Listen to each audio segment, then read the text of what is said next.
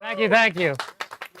Thank you guys for coming out. I really appreciate this. Talking about color is one of my absolute favorite things. I love using it in my work. I love using it in different things that I wear. My car, which actually is this color, which is why I chose it. This particular demo is actually more about the color matching though. When we come to the intro of gels, a lot of times we're used to these.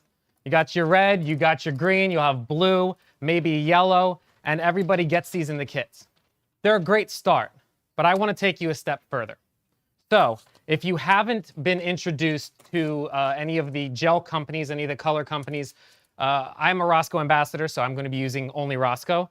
And I do have my wonderful friend from Rosco. His name is Joel, and I had to write down his position because I always forget it. He's the Director of Color Strategy and Textiles, and he is here he's on the live stream to help me out in case there's technical questions about things that I don't know because I just like pretty colors. So we're going to start with that. So when we're talking about all of these different colors, what I really like to think about is going beyond the basic. So I brought this color here, which is this incredible fluorescent green, which I absolutely love. When we have the basic gels, you have this type of green in there, which I don't have a great white light to put behind this, but this green is that basic party green that you have. Or you have that basic party yellow. There you go. Very green. All right, we'll do this one too. This nice yellow. But unfortunately, you can't quite hit this color. So I'm going to show you with the first step here. If I have my lovely model Hari step up into the area. I'm going to be using for this one what we call the Cow Color collection from Rosco. And what I love about it, and I pulled these specifically aside for you somewhere, is that they come in different densities. No, those are the other. All right, doesn't matter. I have big ones. The nice part about all these, there's a lot of colors. So they're right on top, I believe. There's different densities of each one, so that you end up with something where you have a nice light one, or you can get into like the really nice dark ones. And there's different densities for each one of them. So you can start to play with those additions and subtractions. When we go back to the basic color theory, right? Because you add yellow to green, it becomes more yellow. Nice and easy. So let me show you what it looks like with just a nice dense green on this, which you get a nice pretty color. We're just going to do just the front, the main light there. Double check this exposure here. Turn the computer back on, that helps. Yeah, a little bit. There we go, look at that. All right. All right. Okay. Here we go. How's that? Losing a little bit in the background. Got it? All right. Okay, no problem. So we can see that with this green, it's a beautiful green in terms of that, really nice rich green, but there's a lot of blue kind of going on in that compared to this really rich color here. So I want to make sure I can kind of remedy that a little bit. Now with this green, this is one of the more denser greens. If I just start adding yellows to this, we have to have a lot of yellow to be able to compensate for that green. But with this cow color, I'm able to use a much less dense version of that, which means that if I'm adding more yellow, we can stay with a nice punchy yellow to really compensate for the greens and the blues. Let me get these in. Hopefully not too loud in the mic there. Gel rustling. Hey, Justin, why don't you let them know what camera, what lens, what lights? Absolutely. You know, calm it down a little bit. You know? I like color, okay? We're here to talk about color. You want to learn about cameras, there's a list. And I do shoot on Sony, and I really like my Sonys because a lot of people, when they think about the color tech that goes into your sensors, they have different descriptions of it. I call a Sony sensor, I say that it's hyper real.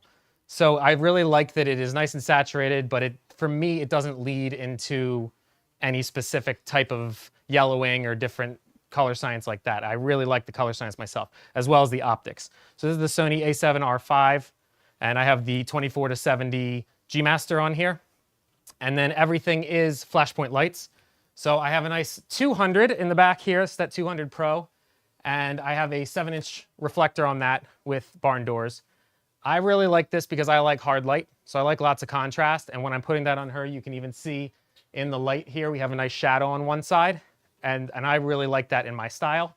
I'm going to be slowly adding in the rim light. You can see the white now on the back of her, how it's coming up across her shoulder and the hair. And I really like that to counterbalance the heavy shadows, bring something out.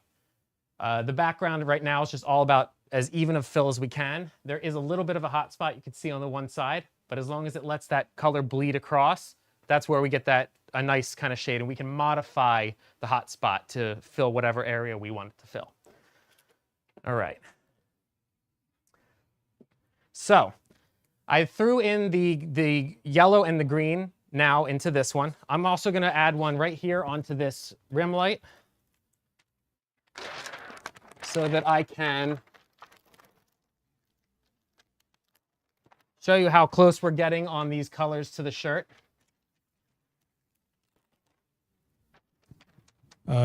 Justin, Tim is asking, can I create dark green by using multiple layers of light green? Say that again. Can you create dark green by using multiple layers of light green? You can. It's going to get more dense. It's not going to be a dark green. It's going to be more dense green that you're working with.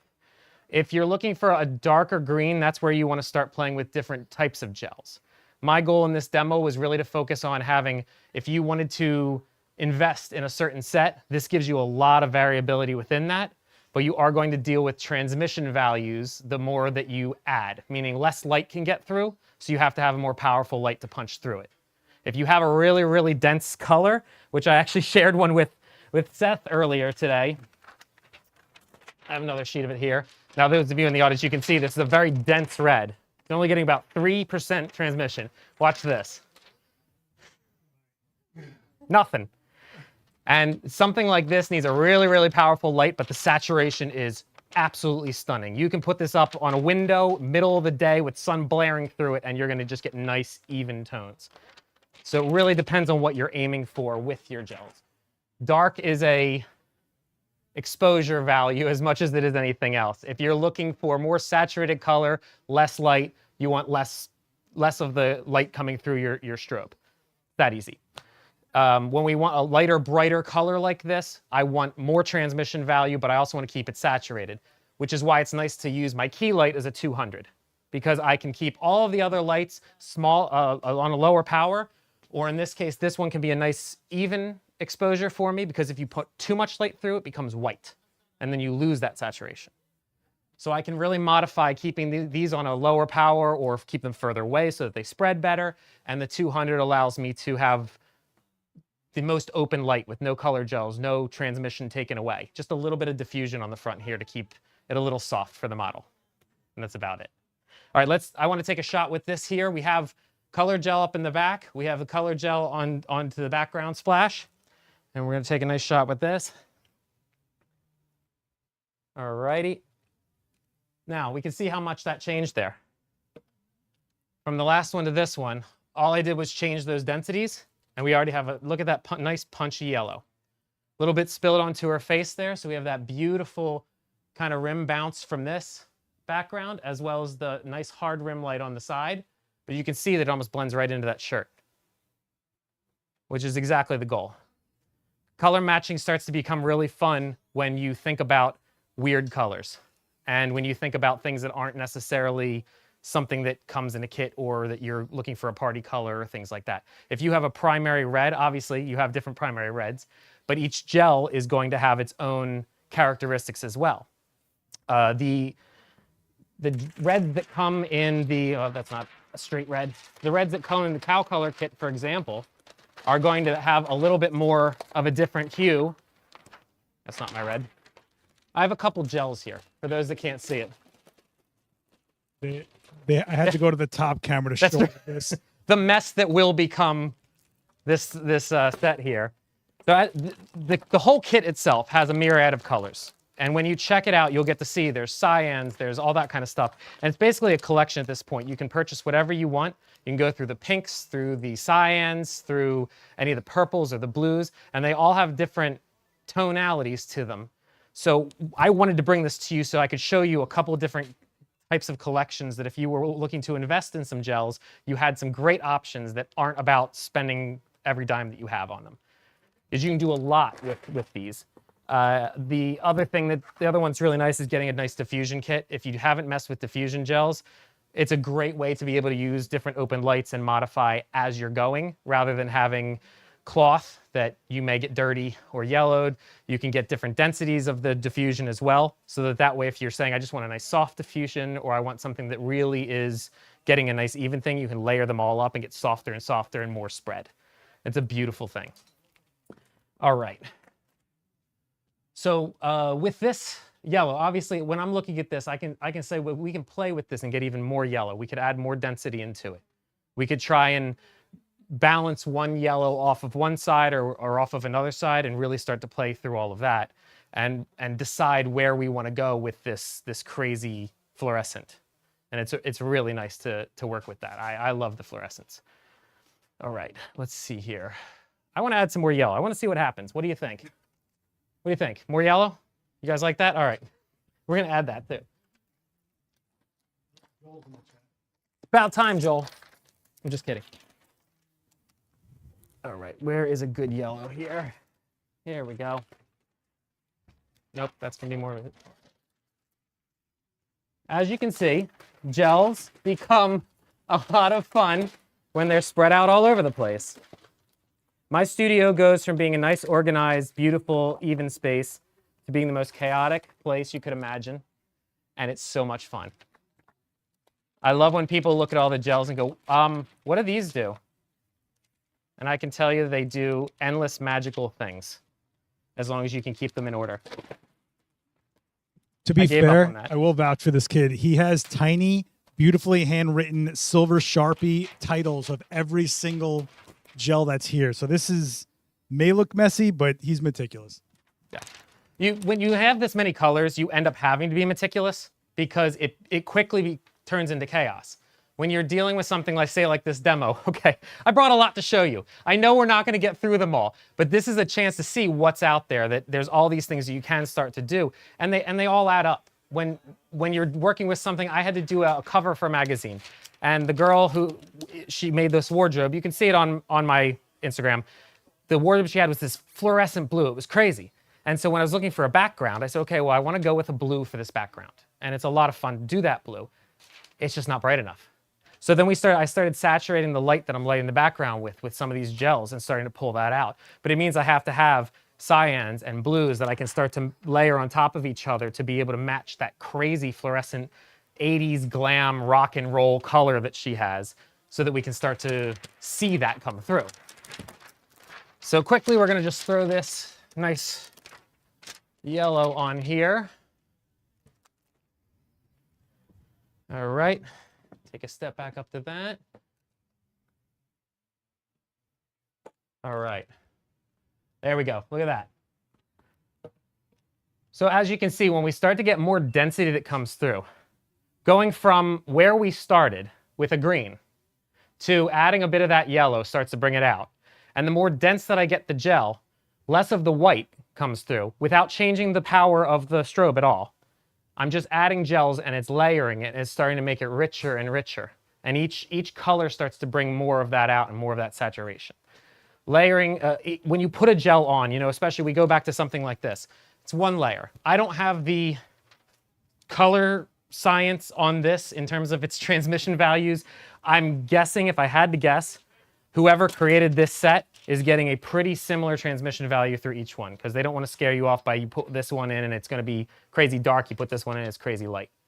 But I don't have the exact figures on this. But when you start to layer them, they're going to get to that too dense a stage to be able to punch light through. When you have other gels that you're choosing, you can start to layer them like this, and you can start with something lighter. You can keep a much, a smaller exposure coming out of the strobe and allow it to build. And that becomes a lot of fun with that. One of the cool things, I brought this with me, one of my little toys, is the swatch book. This is something, when I first got this, I said, when am I ever going to use this? Why the heck would I need this? It's just sitting in my closet. When you start to play with colors, this becomes one of the most essential tools.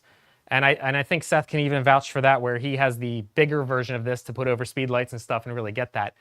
But it gives you a real example of some of these colors that you can get, some of the color science behind it, understanding what you have going on.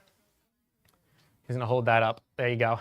This is the Rosco Lux one, and I brought this one because it matches the cow color that I'm talking about. So you can really kind of get an idea of some of this. I want to focus on her. Well, who doesn't? All right. So this is one of the absolute best tools that you can have when you start playing with gels. Getting an idea of what's out there. When you do test it, make sure you're putting it up against a similar light, similar Kelvin to what you're going to be shooting with. So if you're using a warmer light, it needs to be held up against that. If you want more of a daylight, you have to hold up against that. Otherwise, you won't get an accurate reading. But it really does help you understand ideation of colors. You can start to do things where you can say, okay, well, if I was to hold up this yellow and I want to have an orange, what am I going to look at when I have that? Oh, okay, that gives me an idea of that. And it's a great tool without having to invest in gels and cut them apart to see what works. All right, so this set of colors I thought was a lot of fun because of that brightness. But I really wanted to take a different approach to some of this as well.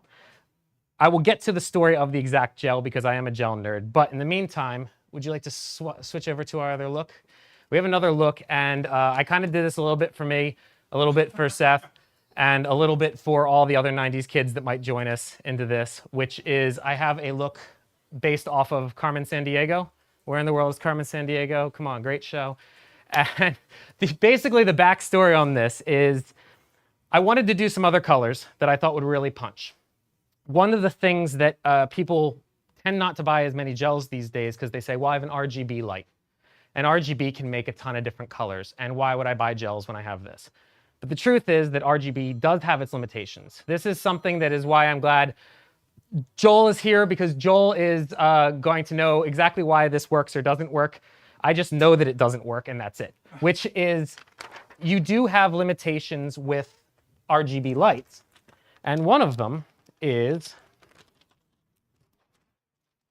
the Storaro yellow, which is this one here. This color cannot be made with RGB. For whatever reason that Joel will explain, because I don't know, this color cannot be exactly made. This was created for Vittorio Storaro, who was an amazing cinematographer, has done Apocalypse Now, and most importantly for me, Dick Tracy.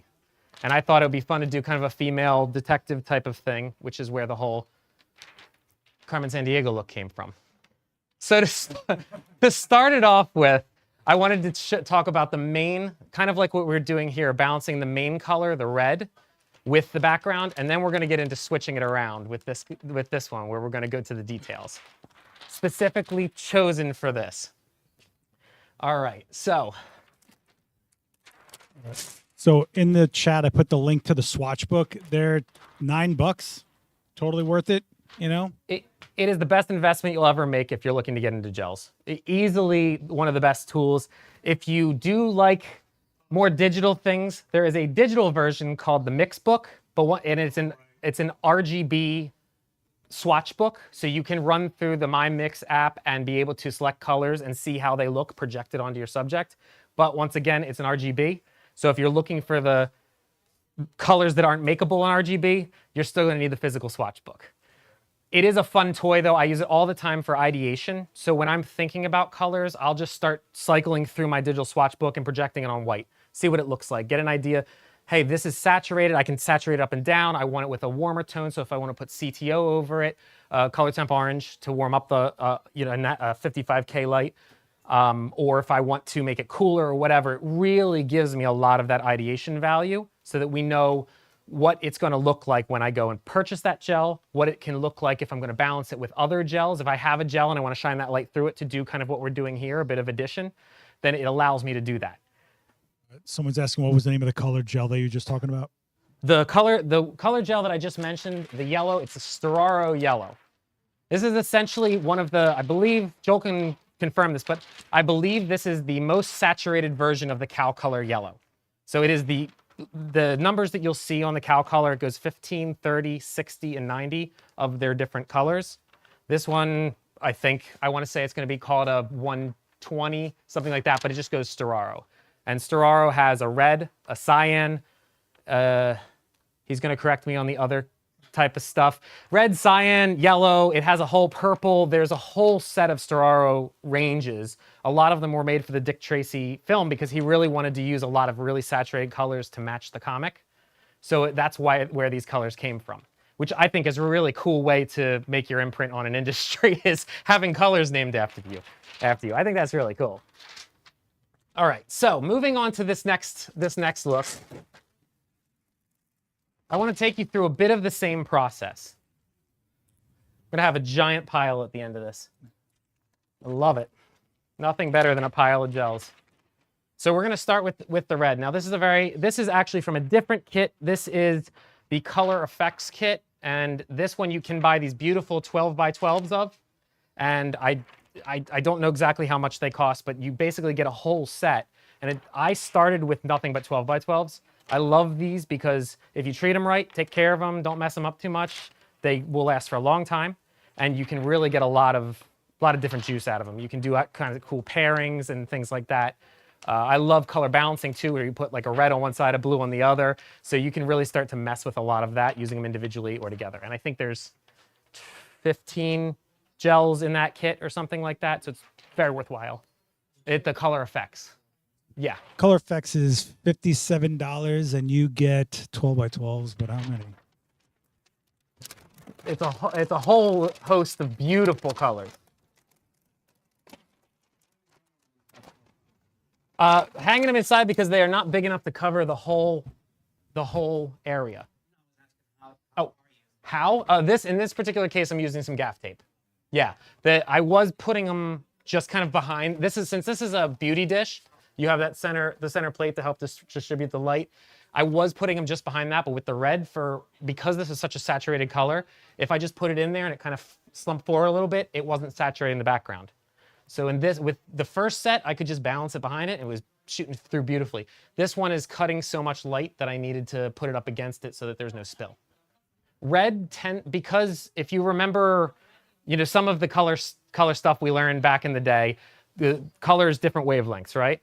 So when you have a blue, you're moving much faster. You can get a lot more light punching through that. Reds tend to slow everything down and absorb a lot more light. So if you put an RGB light up, if you put gels up, whatever it is, and you're looking at kind of a similar type of thing, the red feels a lot less bright. So it does take a bit more of a finessing to get it nice and saturated. All right, so I'm going to swap this out too because this won't help us now. And I have a beautiful set here. When you buy the full sheets versus the kits come in those 12 by 12 sheets. These guys, which are wonderful. When you go to the other stuff, it's I believe they're 21 by 24 or something along those lines, and then these are the full sheets that you can get. And I mean, I think these run somewhere in the $12 a piece range. So when you're looking for specific colors that you use over and over again, this or rolls are absolutely the way to go.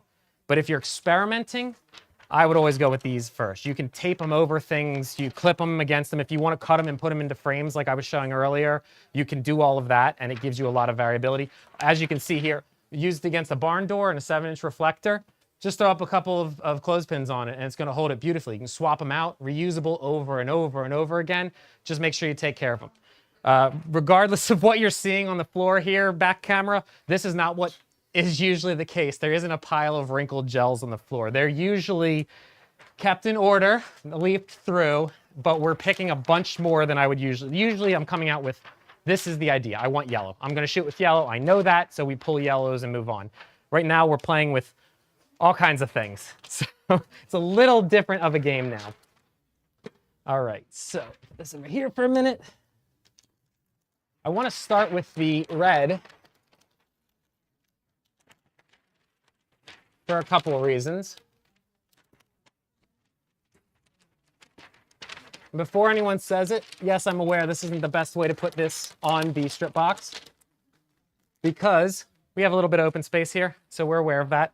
But the reason I'm putting it on here versus the inside is to save time, so you guys don't have to watch me rip apart every strip box every time I'm adding and subtracting something. It doesn't affect the overall color too much with this. So for the sake of that, I'm gonna let it go. It should just turn the sleep off on this. Would have been nice. I don't know how to do that though. Hey. Let's go into my normal automatic on battery. Also, just remember that that strip box has a grid on it, so it's not spreading everywhere. So even though it's partially open with the gel, it's not exploding everywhere to really, you know, neutralize that light as much as it would if it was open. That's right. Which is intentional also because when I'm creating a rib light, I want it to be nice and sharp and directional. And using that grid means that I can make sure that the light's not spilling anywhere else that I don't want it to spill. Similarly to, can you turn that, wait, energy automatically adjust brightness. I don't know where this is. I'll just keep touching it. All right, the reason I have this V flat up here is kind of for a similar reason. While I do have a set of barn doors on this, it wasn't completely covering the spill that I had. And if I'm trying to saturate the background here, then I need to make sure that my key light, which is all white light, is actually cut off from the background, because otherwise it's going to cut my saturation down massively.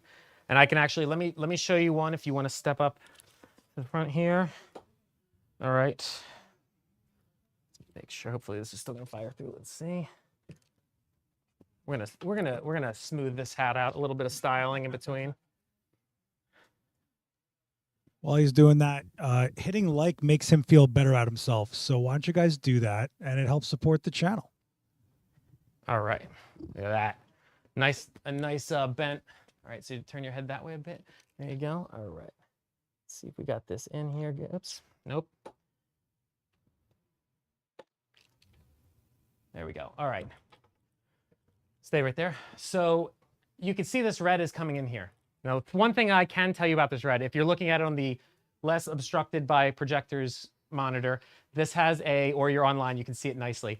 There is a bit of a purpley tone to this red. It's a beautiful red, but it doesn't quite match that punching between the yellow of the shirt underneath and the band, and then the actual red itself of this jacket. You can see the tonal difference between that red and the red that she's wearing. Before I add to this red situation to change that up, let me show you what happens if we slide that out of the way. Should still do, I'm pretty blocked still, but should spill a little bit more. There we go. You can see it in the top corner. I don't want to move too much and ruin this, but if you see in that top corner, that top left corner, there's a diagonal slash down the side, and that's spill from my key light. So that can make or break your colors, is how you saturate or obstruct that. That's very important. So someone in the chat's saying they're saving money on backdrops with this. Yes. Actually, if you have a red paper and a red gel, you get a real red background. Yes. It's kind of a mix. When you want a certain background, it is important to think, I want this background color. But they don't make every color background there is. So that's why, for example, that magazine cover, I knew I wanted a blue background. It was important to have that nice saturation because I could just light the background then. But when I wanted a specific color, okay, hey, let's toss some cyan in there, make it a little bit greener and just finesse that color up. Or maybe we're gonna bring in the cow color blue and cool it off a little bit. So you really can start to play with those tones in the backdrop. So you're getting more backdrops for the bang for your buck. So yes, you might not need to buy every tone out there, but not everything can be done on a white background or a black background or whatever it might be. A lot of my work I do use on a black background because it allows me to absorb as much light as possible so that I can keep my subjects isolated.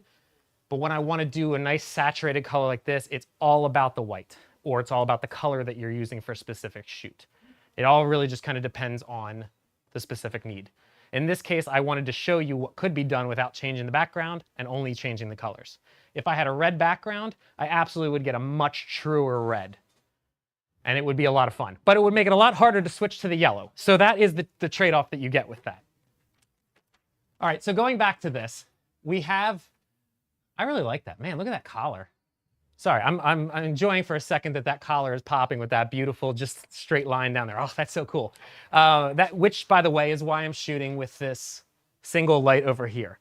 I wanted to make this particular shot very high contrast. If you look at some of the old Carmen Sandiego imagery, they used a lot of that, oh, she's mysterious, we don't know who she is type of thing. And I really wanted to bring that through. I like high contrast anyway, and being able to get something that has a bit of a punch like this is really what I'm looking for. The trickiest part of this outfit is the hat, because I don't want to cover her eyes, but I also want to create a lot of that kind of line down there.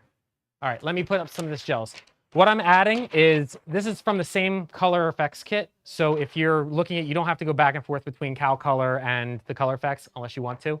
But this one is from the same color effects kit, where what I'm gonna do is just warm it up. I could do this with a bit of the orange as well, but I wanna make sure that I'm punching a nice yellow tone, because what is red plus yellow? Start to get more on that orange side, right?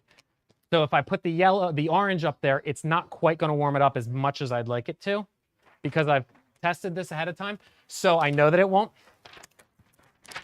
So if we put this on here,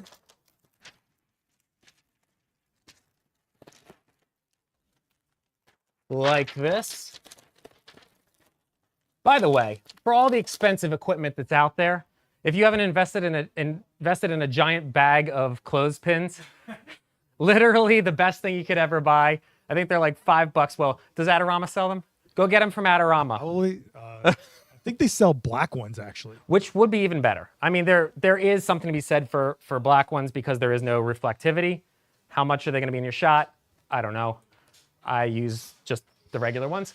Can of spray paint and a dollar store, you're fine. Perfect. I use binder clips myself. Binder clips work well too. I like the clothespins because they don't tend to pinch too much on fabrics. I can keep them on myself, and if they go through the wash, I'm not ruining things. Literally, I'll end a shoot, no matter what I'm wearing, I'll be covered in clothespins and tape. That's why I wear black pants. You have black gaff tape on them, nobody says anything. It's beautiful. Gaffer tape is, and that's probably horrible for the microphone. Gaffer tape is one of the other investments when you're working with gels that you're really going to want to have as well. I've had some people buy packaging tape. I've had people buy duct tape. And I can tell you from experience, that's terrible ideas. If you're not familiar with gaffer tape, it's a fabric-based tape that leaves no residue. So you can put it on sensitive surfaces and it's not going to take paint off or things like that. But in the case of gels, being able to put it on your modifiers and not rip reflective off, mess up your diffusion or anything else, it's a beautiful way to keep your modifiers intact while still keeping your gels in place. And it's pretty heat resistant as well. So even if you're using constant lights or you have a model lamp on or something along those lines, you're not going to mess up your lights too much. All right. So adding to those colors, step back up here. And I want to change this light just a little bit. I'm going to see if I can get a little bit more of a Rembrandt light going down across her cheek. And if you're not familiar with that one, what I'm looking for when she turns her face is I'm trying to get a little triangle of light right here.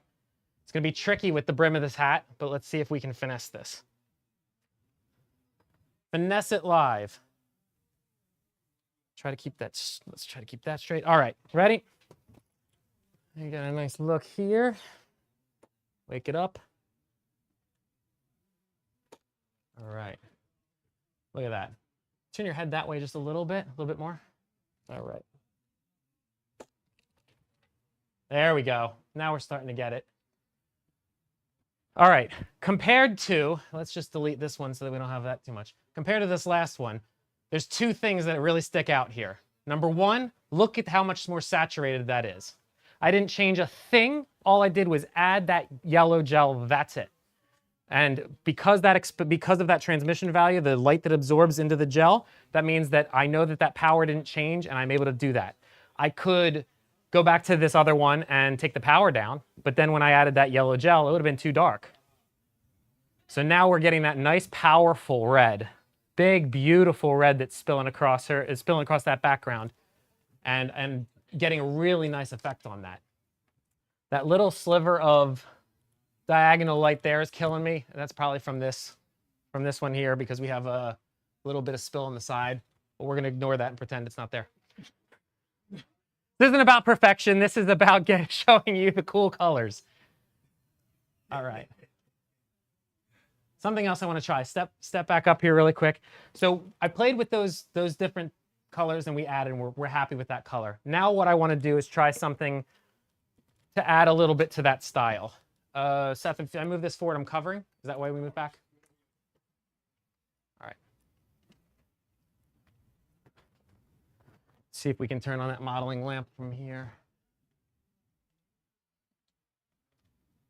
All right. Come on. There we go. All right. Get that modeling lamp on. Let me see if I can see a little bit of that with these live lamps. Do you want to strip those lights? Nah. Sure. Yeah, I don't think it's that important. I think we're just going to roll with it and say that my A light here will go a little punchier with that. All right. Turn your head that way just a little bit.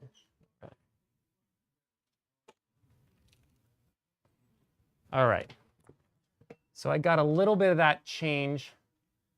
See it a little bit on that hat there, and because I moved the rim light away from that background, now that diagonal is gone, which makes me happier. All I did here was just change I added a little bit more power to this light right here. They gave me that nice sharp line coming across the brim of the hat and coming across the coat collar there and all that kind of stuff. So that's where I get to play with those lights a little bit. And that's where the saturation really becomes fun, because we can start to say, okay, this becomes more powerful. Okay, what does that do to the color? How does that make that pop? Can we get more of a white out of it? Probably what I would do at home. I'm not going to do it because it's going to take too long. There's a diffusion cloth on the inside of this, and I will quick angle that out so the camera, hopefully the camera can see that, but you guys can see it here inside. There's a diffusion cloth on the inside. What that's doing is softening my light a little bit. If I wanted a really sharp light to come out of this, I would get rid of that, and it would be even more punchy. There is usually, if you're not familiar with a lot of these different modifiers, usually there's an interior baffle inside. And what that is for is where that light bulb is, where that bare bulb is, it hits that first inner baffle, and that spreads the light. So you don't have just a ball of light on the inside. The outer baffle is about diffusing that light afterwards and helping that spread out and get softer. So in this case, where I want a hard light, I would remove that outer baffle so that it's not soft anymore. It's just spread and then reflected. That usually adds, depending on the modifier, that adds, what, half a stop? What, do you know what power that takes away from this? With that strip? With the outer baffle. I think it's a stop and a half? Okay. Pretty significant loss of power if you're keeping that outer baffle. So you can save yourself some power. You can get a different punch on things if you take this outer baffle off. The egg crate, I definitely want to leave there. The egg crate, if you're not familiar with what that does, this is going to directionalize your light. And the best demonstration I can give for that is you see the light here, you don't see it here. Wherever you can't see it, that's where it's gone. So that means that I know that I have a real good directional ability, I have good control over my light, so that wherever this red is spilling, it's hitting what I want it to hit. And that's very specifically why all of this is on here. This is taken down as basic as possible just to make sure that I have a nice even spread. So I want the diffusion on the outside, the beauty dish, the light punches that inner dish on the inside, spreads across the modifier, and shoots out as a nice wide spread, very soft. So the powers can change on that because of you want the saturation in a certain way, you want it to hit a certain place, and you want to make sure that's as even as possible coming across the image. All right, so let's see here. I want to move to, let's move to the Storaro yellow now. All right. The Storaro yellow is an incredible color that is somewhere in this pile. To show the dramatic difference, we're going to leave this one open with a white light right now, because I want to see what that rim light looks like with that. We're going to throw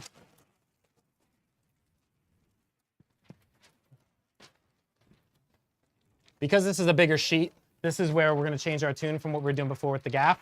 I'm going to go right on the outside with this now. This nice big sheet can pretty much cover this beauty dish, inside of just a little bit of showing at the bottom here. And this is why there's always clothespins on me. Should be close enough. All right. So now what we're going to do is change here. We have this wonderful yellow here. So rather than going and matching the outer, the big colors, the majority colors, I want to go with the detail colors now. And this can start to create a different type of contrast for the shoot that you're doing. If you want to color match the different things, you can think about, oh, is there a watch that's interesting? Is there another prop? Is it about their eyes? And you can start to play with those colors and those saturations based on that. So for this, I really wanted to bring out this yellow and see what we could create. All right, let's try this. Because I removed the yellow and the red on this backlight, what's going to happen, let's show them, because this is a demo, is we have a really harsh bright light hitting her hair. And it may or may not bother you. In this case, to me, it's a little too punchy, specifically here on her hair. The fabric's absorbing a bit of it, so it doesn't bother me too much there, but having that bright light hitting here can be a little overwhelming for me. There is a little too much of a hot spot in that yellow that's there. So a couple things I could do is I could take that strobe and turn it down a little bit. And then we're going to get a bit more. Or the other thing that I could do is find in this mess another piece of the Storaro yellow. There it is.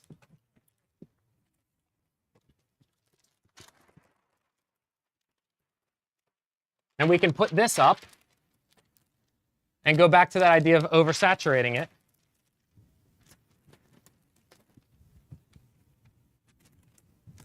All right. Because I just added more gel, I'm going to go back up a little bit in the power on the strobe to try and compensate for that.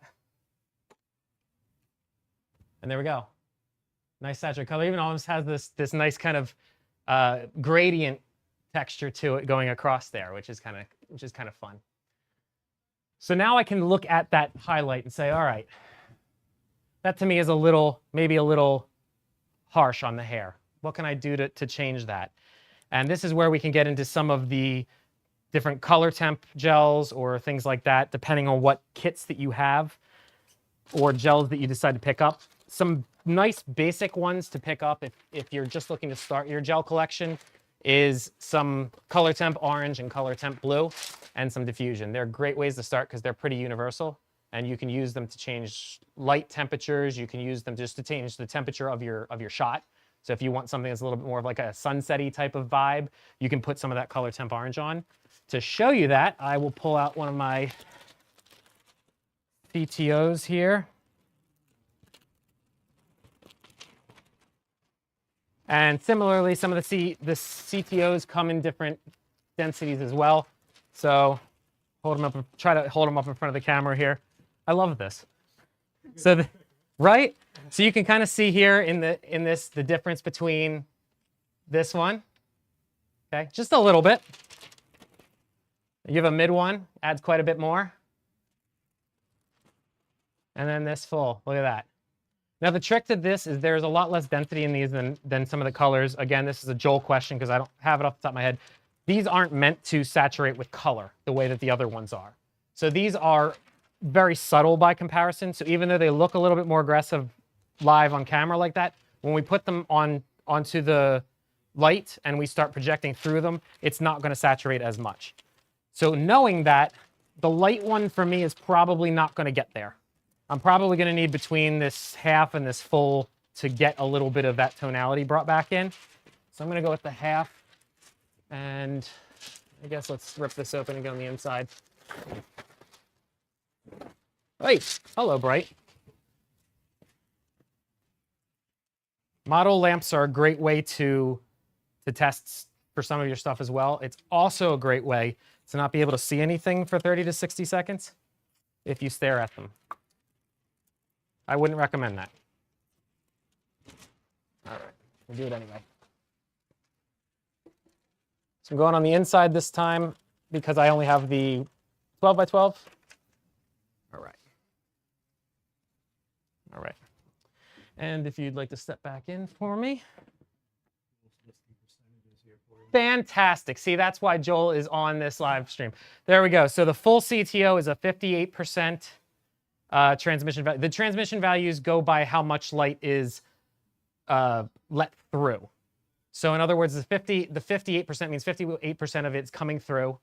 The 71 is 71% coming through, etc. So that means if you have a 3% gel, you're only getting 3% of the light coming through it. So that's how you can kind of test that, which is why we have that really super dense red. And against the sun, or you have a 600 watt second, it's full power for some reason. We all do our individual ideas. I did a really cool shoot with that dense red though, which was a lot of fun for that reason. All right, here we go. All right. Immediately, I'm happy with that. So much better.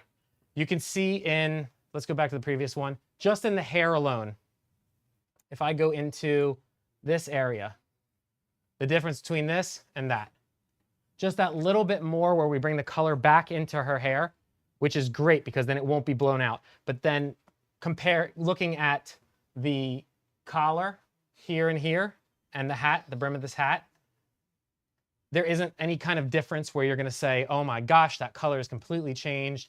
It ruined my scheme, anything like that. If anything, it fits more into the theme because you have yellows and reds. So you're already within warm colors. But this is, I'm gonna go a little off script here. We're calling an audible. Because I can, this is my demo. I haven't been getting ribbed as much as I expected to stuff, you know. No harassment from the peanut gallery. I'm sitting here, you know, just waiting for you to get a shot off you. I don't know. I'm just waiting. Right time. If you guys have any questions in the chat, go for it. Please That's do. why we're live.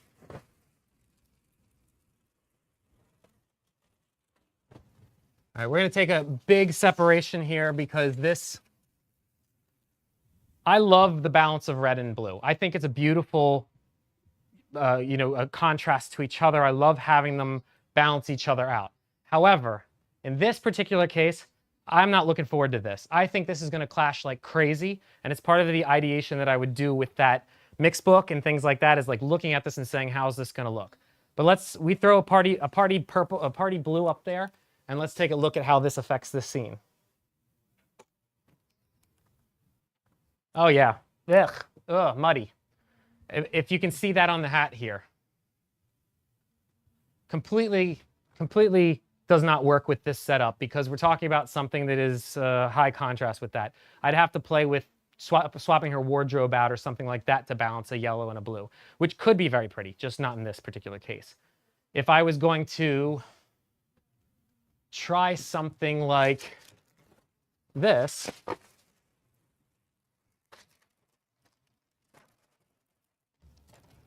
where we put it as a key light instead,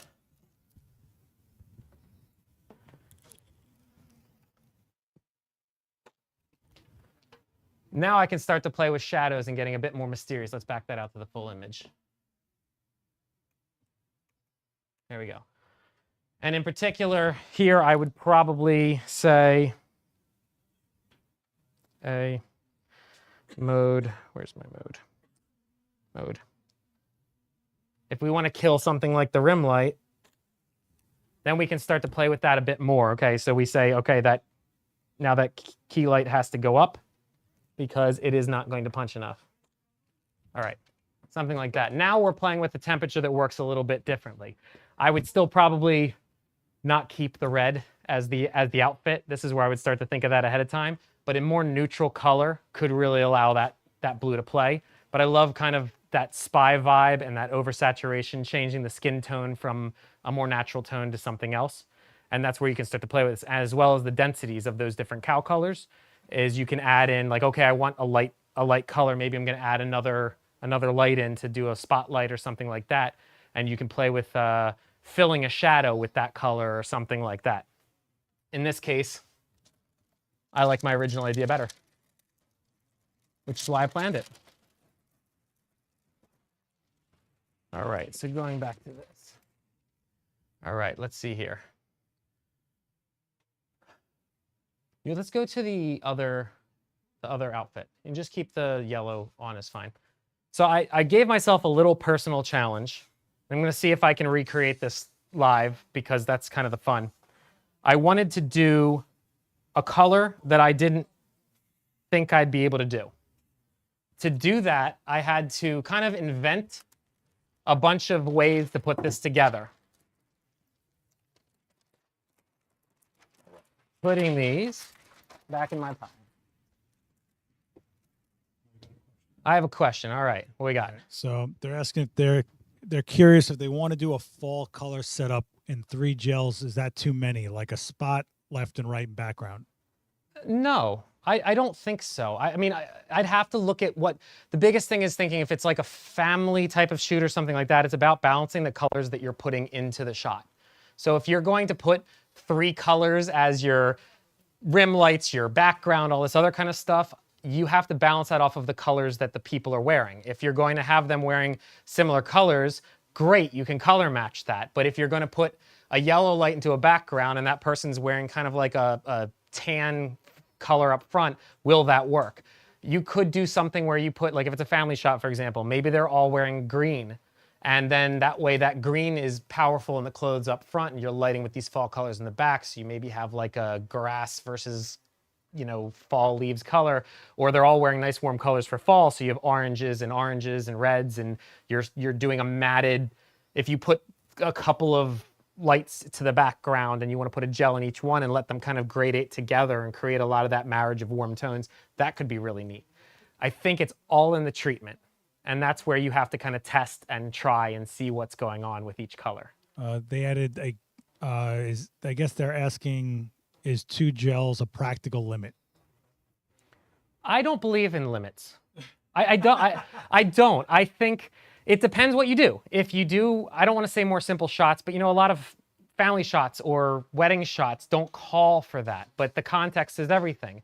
If you're living in a world of fine art portraiture like I do, or you're making magazine colors that need big splashy things like that rock and roll or something like that, or in this case doing this Carmen Sandiego thing where we have a lot of big bold colors in the wardrobe, I think it calls for as many as you want, but it all matters in the context. In other words, with this one, we just tried this blue. We're adding extra colors. It's too much, too many colors. It's chaos now. But if we're calling for that, I think it could work. I love adding, I've shot photos of her before where I have a blue background, a blue light on one side to give a highlight, white light up front with some diffusion, and then a nice, it's kind of like a warm coral, deep coral on the background. And it got this beautiful like orange red color that didn't quite primary red. The blue wasn't quite a primary blue. And it started dancing with those colors and it made it for a different soft kind of feel versus just putting the party colors out there, which are big, bold, in your face. So you can start to mess with that, which is what we're getting into with this next thing. So as we can see here, we have this lovely rose gold jacket. This is a weird color. It is not a color you're going to find in any kind of kit anywhere. This is not something that you can just say, okay, here's what we're doing with this. So I took some time and tried to invent something out of this. The question is, can I find all of these colors? So, see if we can vamp in the meantime. There is an endless amount of colors that you can get, and it really just depends on what you're into. As kind of asked in there, is there such thing as too many? Yeah, you can use too many in one shot, but can you own too many?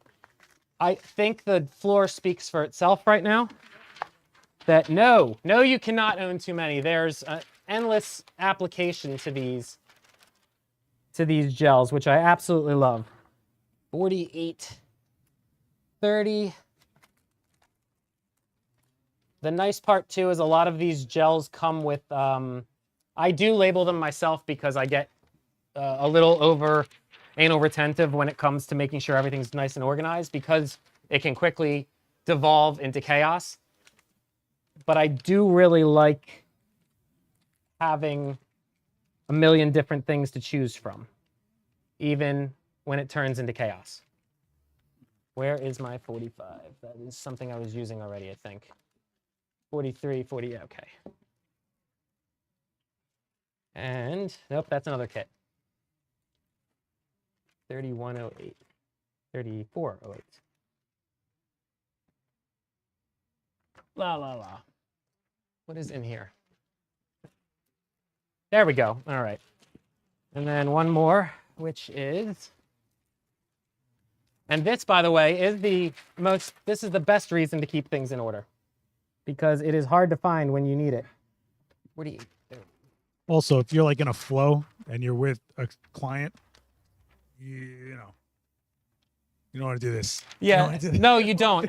And this is ultimately why when you're thinking about ideation and asking, is 3 gels too many? Because do you have the time to balance, to think about where your gels are when you're trying to put stuff together? The more gels you have, the more complicated it quickly becomes.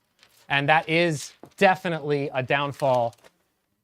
And why I don't do this regularly is because by the time you get through looking at all these crazy colors and all this fun stuff, which while I love looking at all of this, it's way too much to try and manage on the spot.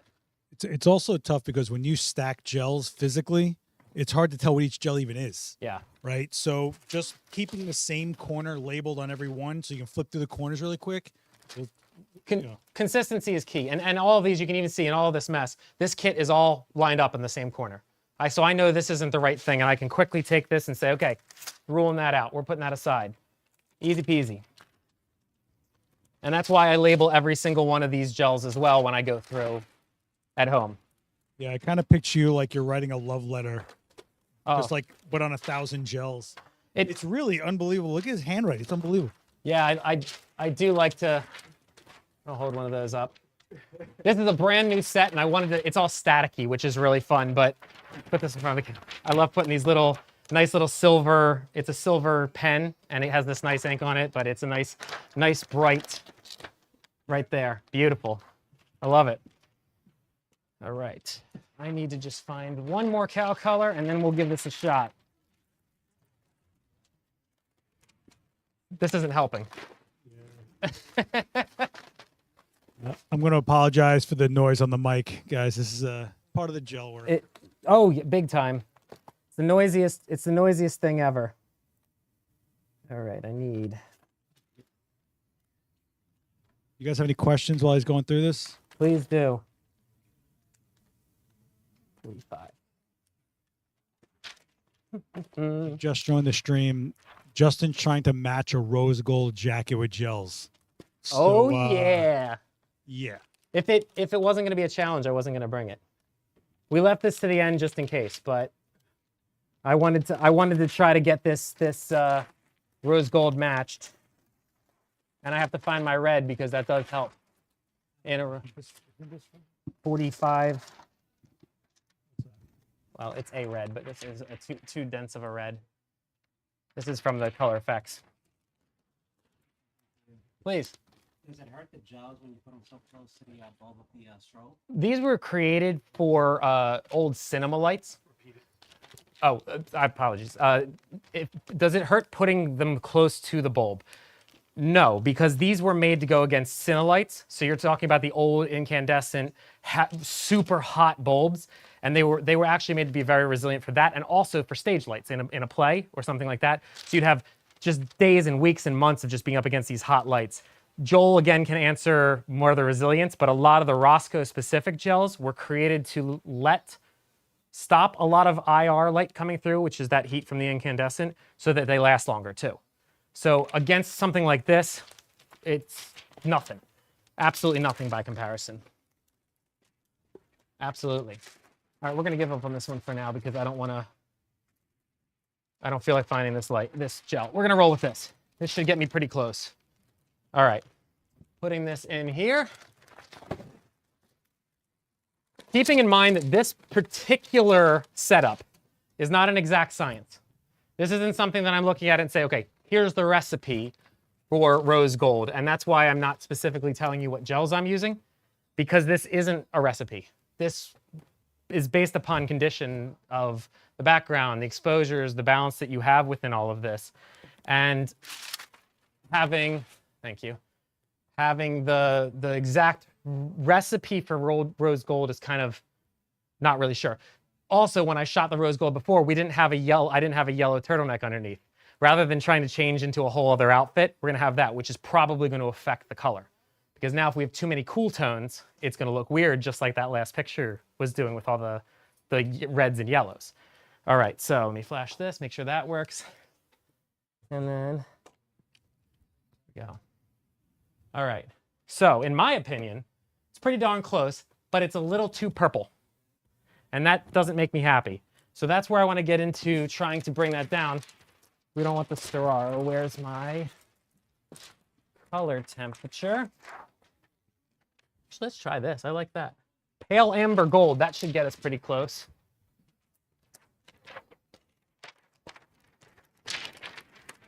And again, because of that yellow turtleneck underneath, it's probably getting a little bit more of a yellow than expected, because now we have that to contend with versus a neutral color like a black. Yeah. If I had black, we wouldn't have that balance. But now that yellow is really kind of saying, okay, I'm here and I need to be recognized.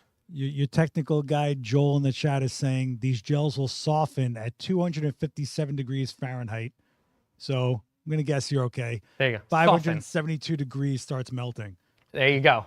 You'd be dead.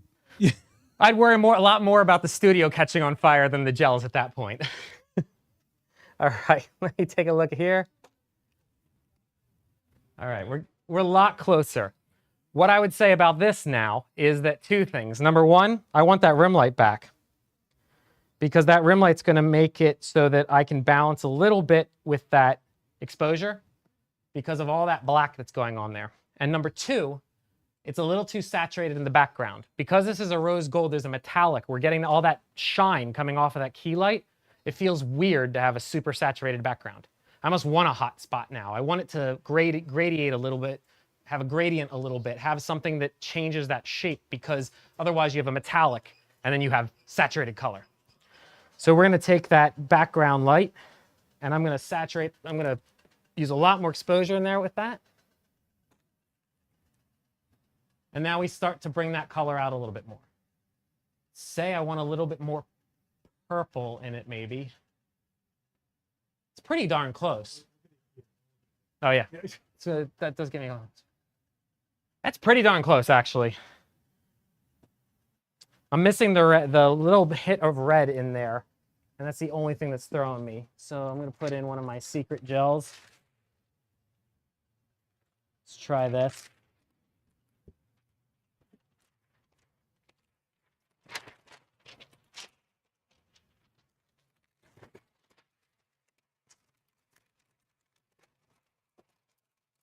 And this is, I like a lot of subtle gels because subtle gels make my recipes kind of come together the way I want them to versus the limitations. As you start to build out your practice in gels and your love of gels, you can start to get into some of these. I went over this particularly defunct kit with Joel about a week ago. And again, he's the master of all things gel, Rosco related. And these gels are part of a beauty collection. So they're very, very subtle gels with just kind of like that CTO. When you punch through them, it's not about saturation. It's about tonal shifts and things like that. These are not widely used, which is why it's kind of a defunct thing. But within some of the kits, and I believe they're in the Rosco Lux selection, you can still get some of these gels if you like the subtle stuff. For me, I love it. I think it's the best thing in the world to be able to take a white light and just change that tonality a little bit in the rim so that I don't have two whites. But I also don't want color. I don't want saturation. So we can kind of see just with this little adjustment, just a little bit of a change. It's not much, but you can just see that tiny, tiny bit of a warming up. Let's say I want to punch that light a little bit more. That last gel that I added, you can also see the softening. This is the most recent exposure.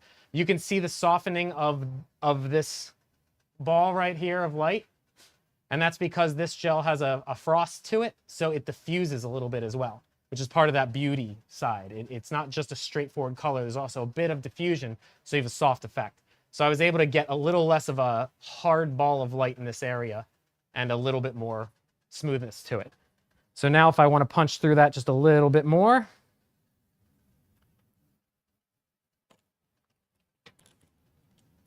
all right, now I'm getting that ball back a little bit. And let's see about, okay, great. Punch this rim light on her a little bit. And for funsies, let's see what happens if we put the Ferrari yellow as our backlight to try and balance out her yellow turtleneck. One more. Right there. You will inevitably lose these as often as you lose your pens, by the way, which is why it's good to have bags of clothespins, not just for hanging clothes anymore. All right, here we go. Too subtle for me. Let's pop that a little bit more. There we go, all the way up. Boom. There we go. Now I got a nice balance. Yeah, beautiful. It's definitely a change off of the more traditional look, but we're getting pretty close. The fun part to kind of double check my work is going to be in the area of spill down here.